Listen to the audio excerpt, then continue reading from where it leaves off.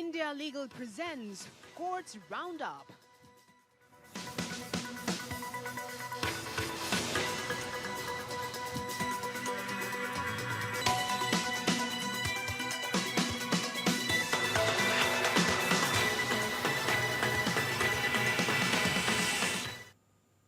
नमस्कार, courts roundup में आप सभी का स्वागत है। मैं हूं आपके साथ सपना नौवार। इस बुलेटिन में हम आपको सुप्रीम कोर्ट और हाई कोर्ट की तमाम बड़ी खबरों से रूबरू कराएंगे। तो चलिए शुरू करते हैं courts roundup. India Legal presents Courts Roundup.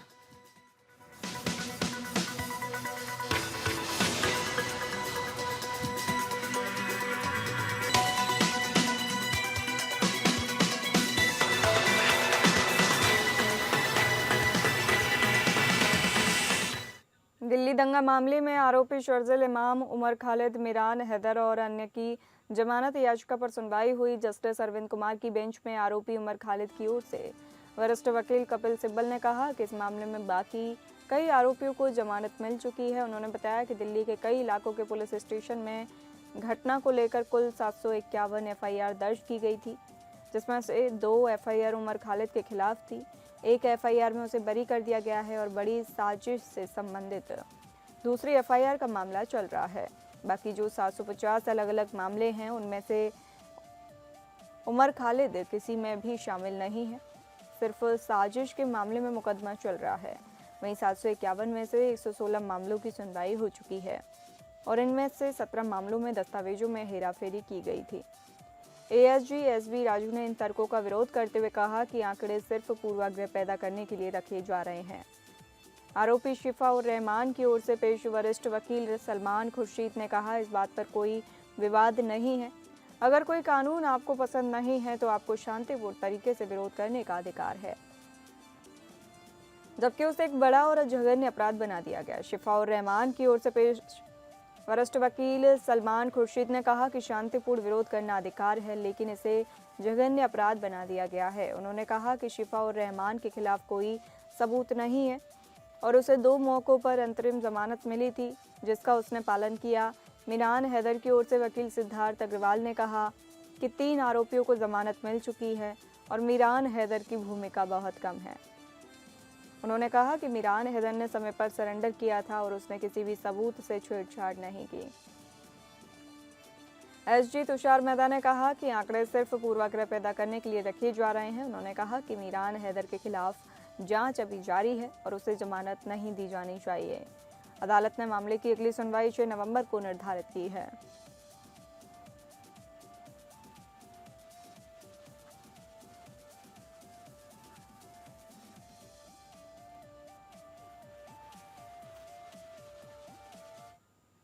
आवारा कुत्तों के मामले में उच्चतम न्यायालय 7 नवंबर को फैसला सुनाएगा। न्यायमूर्ति विक्रमनाथ, न्यायमूर्ति संदीप मेहता और न्यायमूर्ति एनवी अंजारिया की 3 सदस्यीय विशेष पीठ ने इस बात पर संज्ञान लिया कि ज्यादातर राज्यों और केंद्र शासित प्रदेशों के मुख्य सचिव उसके समक्ष उपस्थित हैं।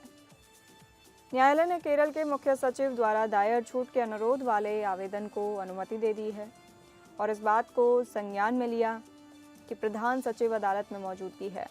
पीठ ने कहा कि भारतीय जीव जंतु कल्याण बोर्ड को इस मामले में पक्षकार बनाया जाए।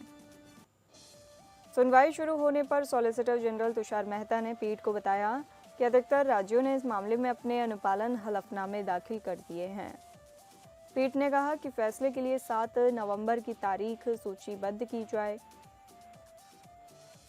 उच्चतम न्यायालय ने कहा कि राज्यों और केंद्र शासित प्रदेशों के मुख्य सचिवों की प्रत्यक्ष उपस्थिति अब जरूरी नहीं है। हालांकि पीठ ने कहा कि आदेशों के अनुपालन में चूक होने पर मुख्य सचिवों की उपस्थिति फिर से जरूरी हो जाएगी।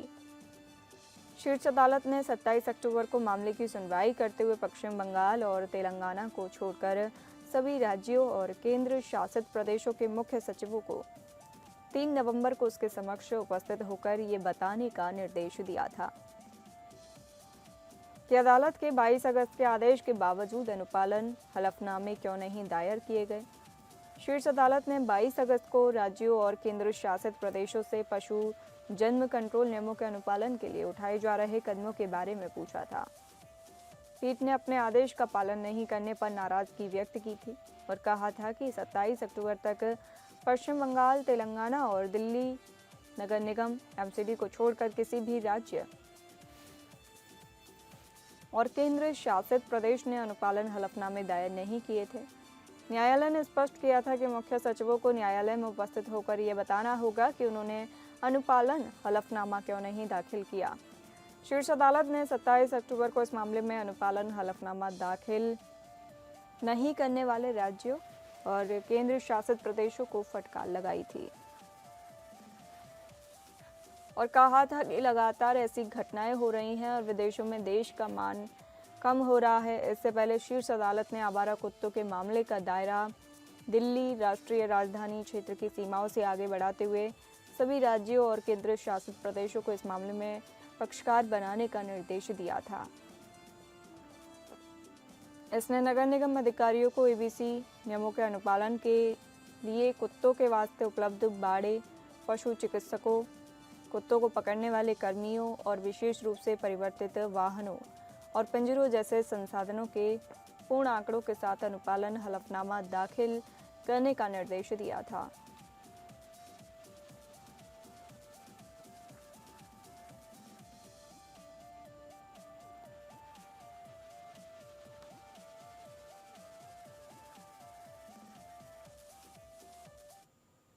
सुप्रीम कोर्ट ने दिल्ली एनसीआर में वायु प्रदूषण पर चिंता जताते हुए वायु गुणवत्ता प्रबंधन आयोग को एक हलफनामा दायर करने का निर्देश दिया है। न्यायालय ने सीएक्यूएम से प्रदूषण को और खराब होने से रोकने के लिए उठाए गए कदमों की जानकारी देने को कहा है। न्यायालय ने दिल्ली में वायु गुणवत्ता निगरानी स्टेशनों की खराब स्थिति पर चिंता जताई है। एमिकस क्यूरी ने न्यायालय को बताया कि कई मीडिया रिपोर्ट्स में दावा किया गया है कि दिल्ली में वायु गुणवत्ता निगरानी स्टेशन ठीक से काम नहीं कर रहे हैं। न्यायालय ने सीएक्यूएम को निर्देश दिया है कि वह प्रदूषण को और खराब होने से रोकने के लिए उठाए गए कदमों की जानकारी देने वाला एक हलफनामा दायर करे। न्यायालय ने यह भी कहा कि सीएक्यूएम को वायु गुणवत्ता निगरानी स्टेशनों की स्थिति के बारे में भी जानकारी देनी होगी। न्यायालय ने 14 अक्टूबर को दिए गए अपने आदेश में पटाखों के उपयोग पर कुछ शर्तों के साथ अनुमति दी थी। न्यायालय ने कहा है कि ग्रीन पटाखों की बिक्री और उपयोग की अनुमति दी जाएगी, लेकिन इसके लिए कुछ शर्तें होंगी।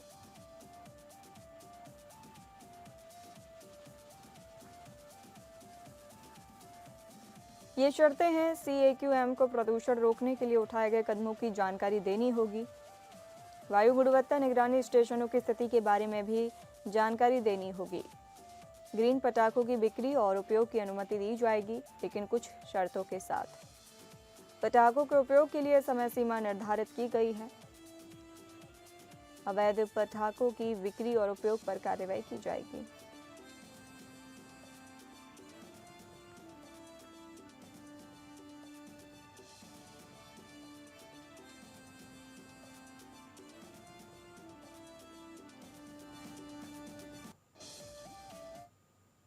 सुप्रीम कोर्ट ने डिजिटल गिरफ्तारी घोटाले में 3000 करोड़ की वसूली पर चिंता जताई है। न्यायालय ने कहा कि अगर सख्त कार्रवाई नहीं की तो समस्या और बढ़ जाएगी। कोर्ट ने कहा, हम इस मामले में सख्त कार्रवाई करेंगे। न्यायालय ने सभी राज्यों से डिजिटल गिरफ्तारी घोटाले से संबंधित एफआईआर की जानकारी मांगी है।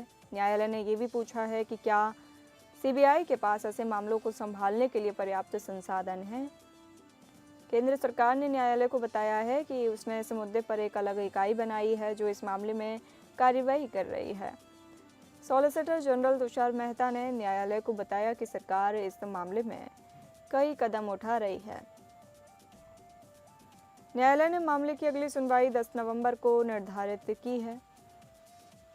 न्यायालय इस मामले में उचित निर्देश जारी करेगा। एक वरिष्ठ नागरिक दंपति ने न्यायालय को बताया था कि उन्हें 1.5 करोड़ की धोखाधड़ी का शिकार बनाया गया है।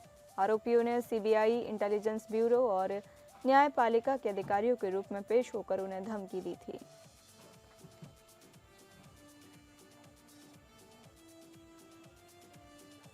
कानूनी सहायता के माध्यम से प्रजनन स्वायत्तता में बाधाओं को दूर करना विषय पर उत्तर प्रदेश राज्य विधिक सेवा प्राधिकरण या यूपीएसएलएसए द्वारा न्यायिक प्रशिक्षण एवं अनुसंधान संस्थान लखनऊ में संवेदनशीलता कार्यक्रम आयोजित किया गया। कार्यक्रम का उद्घाटन न्यायमूर्ति सूर्यकांत, न्यायाधीश सर्वोच्च न्यायालय और कार्यपालक अध्यक्ष राष्ट्रीय विधिक सेवा प्राधिकरण नालसा द्वारा किया गया। समारोह में माननीय न्यायमूर्ति विक्रमनाथ, न्यायाधीश सर्वोच्च न्यायालय एवं अध्यक्ष उच्चतम न्यायालय विधिक सेवा समिति की उपस्थिति रही। साथ में न्यायमूर्ति अरुण भंसाली, मुख्य न्यायाधीश इलाहाबाद उच्च न्यायालय, न्यायमूर्ति मनोज कुमार गुप्ता, वरिष्ठ न्यायाधीश इलाहाबाद उच्च न्यायालय, न्यायमूर्ति महेश चंद्र त्रिपाठी और न्यायमूर्ति राजन राय भी मौजूद रहे। इस अवसर पर न्यायमूर्ति जी के उपाध्याय, मुख्य न्यायाधीश दिल्ली उच्च न्यायालय भी मौजूद रहे। न्यायमूर्ति सूर्यकांत ने कहा कि प्रत्येक महिला को यह विश्वास होना चाहिए कि न्याय व्यवस्था उसके साथ दृढ़ता से खड़ी है। उन्होंने न्याय मार्ग एआई चैटबॉट के शुभारंभ पर बधाई देते हुए कहा कि यह पहल विधिक सहायता को डिजिटल रूप से सुलभ बनाएगी और लाभार्थियों व अधिकारियों के बीच दूरी को कम करेगी। न्यायमूर्ति सूर्यकांत ने संविधान के अनुच्छेद 39(1) में निहित राज्य के कर्तव्य की स्मृति दिलाई। न्यायमूर्ति विक्रमनाथ ने डॉक्टर भीमराव अम्बेडकर की उक्ति उद्धृत करते हुए कहा कि किसी समुदाय की प्रगति उसकी महिलाओं की प्रगति से आंकी जाती है। उन्होंने संकल्प कार्यक्रम जैसे प्रयासों की सराहना की जो प्रजनन स्वायत्तता और संवेदनशीलता को बढ़ावा देते हैं। न्यायमूर्ति अरुण बंसाली ने कहा कि यह कार्यक्रम और न्याय मार्ग चैटबॉट न्याय तक पहुंचने सुदृढ़ करने की दिशा में महत्वपूर्ण कदम है। न्यायमूर्ति मनोज कुमार गुप्ता ने कहा कि डिजिटल माध्यमों से विधिक सहायता को और अधिक प्रभावी व सुलभ बनाया जा रहा है। न्यायमूर्ति महेश चंद्र त्रिपाठी ने कहा कि बलात्कार पीड़िताओं को न केवल हिंसा का बल्कि सामाजिक कलंक और भावनात्मक तनाव का भी सामना करना पड़ता है। न्याय केवल निर्णयों में नहीं बल्कि संवेदनाओं में भी निहित है। न्यायमूर्ति राजन राय ने उद्घाटन सत्र का औपचारिक धन्यवाद ज्ञापन प्रस्तुत किया। तकनीकी सत्र की अध्यक्षता न्यायमूर्ति अजय भानोट, अध्यक्ष उच्च न्यायालय किशोर न्याय समिति द्वारा की गई। तकनीकी सत्र में एनआई, एमएचए, एनएस, एनएचएम, एएएलआई और वात्सल्या के विशेषज्ञों ने अनिश्चित मातृत्व, मनोवैज्ञानिक सहायता, पुलिस, चिकित्सा, न्यायालय समन्वय और एमटीपी अधिनियम के विधिक पहलू पर विचार रखे। चर्चाएं चिकित्सीय सहायता की समयबद्धता, संवेदनशील विधिक सहयोग और सामाजिक बाधाओं को दूर करने पर केंद्रित रही। इसी अवसर पर उत्तर प्रदेश राज्य विधिक सेवा प्राधिकरण के नवनिर्मित सभागार स्पंदन का उद्घाटन भी न्यायमूर्ति सूर्यकांत द्वारा किया गया। नया सभागार प्रशिक्षण, सम्मेलन और जन जागरूकता अभियानों के लिए विकसित अत्याधुनिक सुविधा है।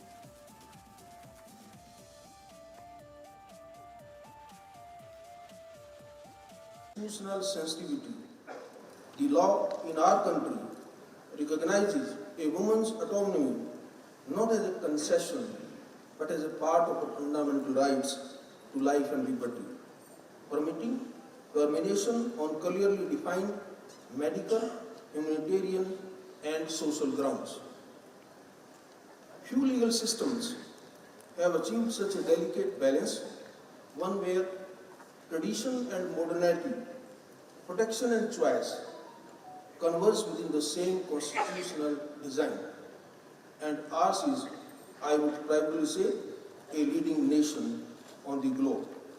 Expanding digital outreach, enhancing legal literacy, resolving issues through pre-litigation and mediation, and promoting specialized legal aid for women, children and marginalized groups. I am pleased to share that UP Legal Service Authority currently has a panel of 2,438 mediators and 2,487 paralegal volunteers dedicated to fulfilling our vision.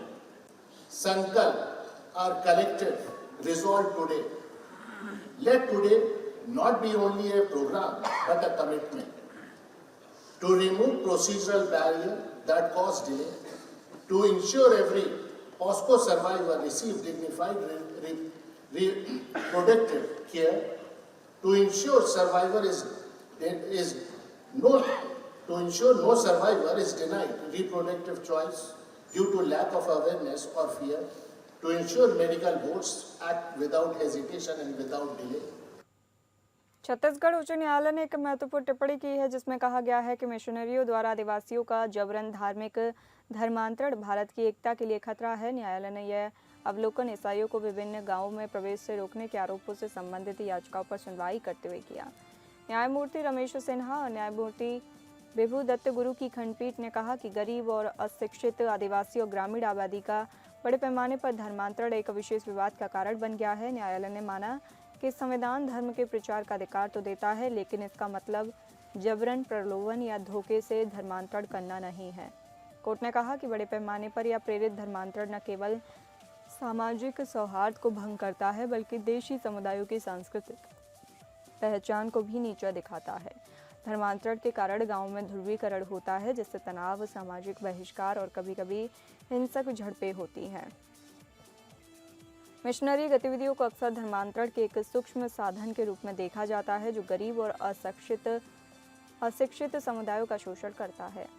धर्मांतरण से आदिवासी समुदायों की सांस्कृतिक विरासत और पहचान को खतरा होता है। न्यायालय ने यह भी कहा कि जबरन धर्मांतरण एक सामाजिक समस्या है, जो भारत की एकता और सांस्कृतिक निरंतरता के लिए खतरा है। न्यायालय ने कहा कि धर्म के प्रचार का अधिकार संविधान के अनुच्छेद 25 के तहत संरक्षित है, लेकिन इसका मतलब जबरन धर्मांतरण का अधिकार नहीं है। न्यायालय ने याचिकाकर्ताओं को वैकल्पिक उपायों के रूप में ग्राम सभा से संपर्क करने और आवश्यकता होने पर पुलिस से सुरक्षा लेने का निर्देश दिया।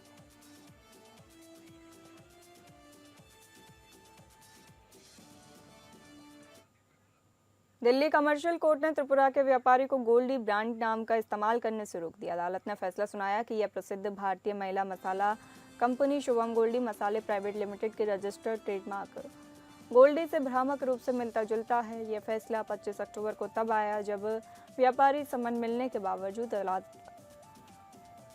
अदालत में पेश नहीं हुआ। मामले की सुनवाई साकेत स्थित कमर्शियल कोर्ट में हुई, जहां जिला जज संदीप यादव ने स्थायी निषेधाज्ञा आदेश जारी किया। शुभम गोल्डी मसाले के अनुसार कंपनी की स्थापना 1980 में कानपुर में हुई और यह गोल्डी ब्रांड के तहत मसालों और चाय सहित कई प्रकार के खाद्य उत्पादों का उत्पादन करती है। कंपनी ने यह भी कहा कि उसका ट्रेडमार्क कई श्रेणियों में पंजीकृत है और उसका नियमित रूप से नवीनीकरण किया जाता है। कंपनी ने दावा किया कि त्रिपुरा के व्यापारी ने चाय, पॉपकॉर्न और मसालों जैसे मिलते जुलते उत्पादों के लिए गोल्डी को रजिस्टर्ड करने के लिए आवेदन किया।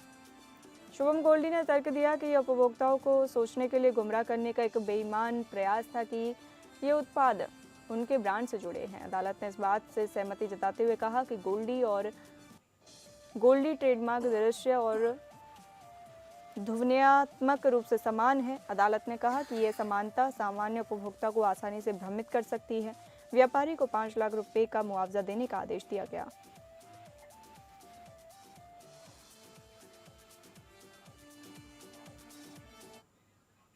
फिलहाल इस बुलेटिन में इतना ही। नमस्कार। India Legal presents Courts Roundup.